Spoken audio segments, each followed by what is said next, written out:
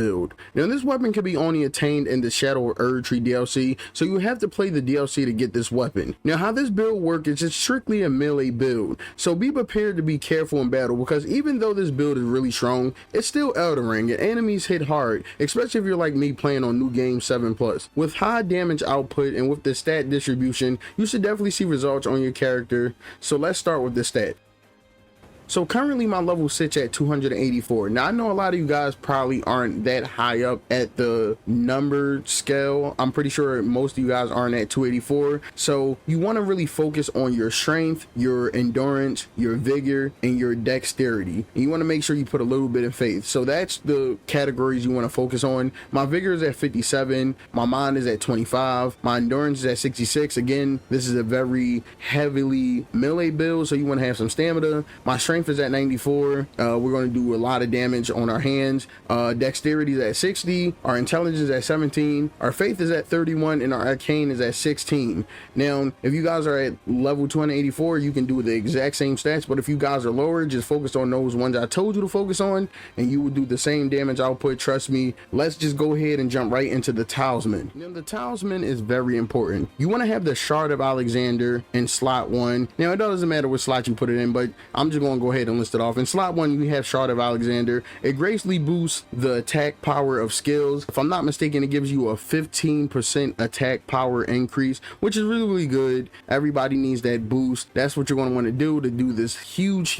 damage. For the next talisman, you're going to want the Godfrey icon. It enhances charge spells and skills. This is for your Palm Blast. Since it's a charge skill, it's going to do a lot of damage, especially with your wondrous physic drink, which we will touch on in a little bit. Is going to do a whole lot of damage. For the next talisman, you want to have the Dragon Crest Great Seal talisman. Now this enormously boosts physical damage negation. Now since you're going to be up close and personal, you want that physical damage negation to be really down, so you want to make sure that it's not that high, so when you're getting hit you can kind of, you know, negate some of that damage. And for the last and final one, you want to have the Axe talisman. Again, an enhanced charge attacks. You want to give that charge attack double boost, so it can be hitting extremely hard and it's going to just melt your opponents. It's a really crucial to have these 4 talisman. Now you could switch out the Dragon Crest Great Shield talisman if you want to be, you know, a rebel, but I feel like these 4 talisman is the really go-to for this build.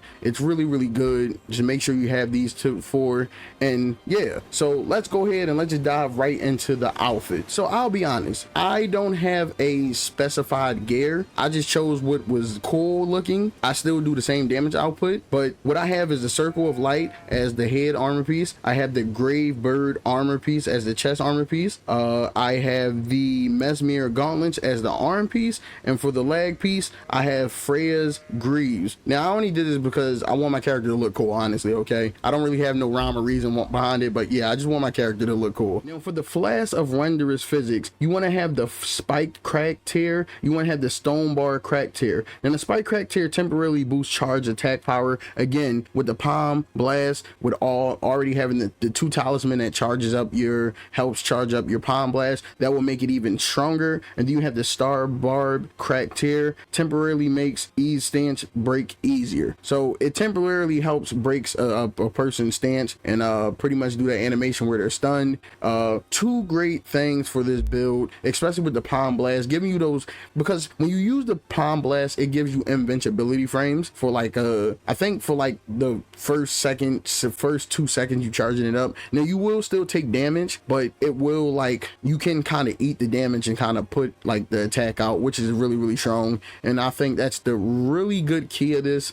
You can switch up the moves. You can, you know, if you can equip it in 1 hand or 2 hands, you can do different moves and move sets. I think that's really cool about this whole build, is that it's such a versatile build. It's not super OP, but it's not underwhelming. It's right there. It feels balanced. It feels right. You can really melt a lot of bosses. Like I took this build on to a lot of bosses. I took it on DLCs and it did the same thing. I had the same effect, just melting people. Again, you still have to be careful.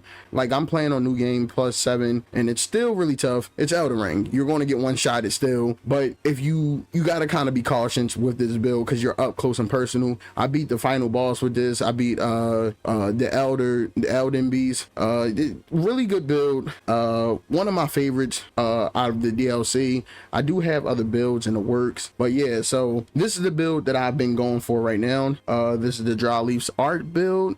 I wanted to kind of put a video together to kind of piece it up and show you guys what it can do. So at the end of the video, I'm probably gonna put like a little montage of what it can do. And yeah, this is the build. If you guys want to make it, go ahead and make it. If you need any help, let me know in the comment section down below. I will have more builds coming out. Just stay tuned. And yeah, enjoy the montage at the end of the video, and I will see you in the next one. Peace.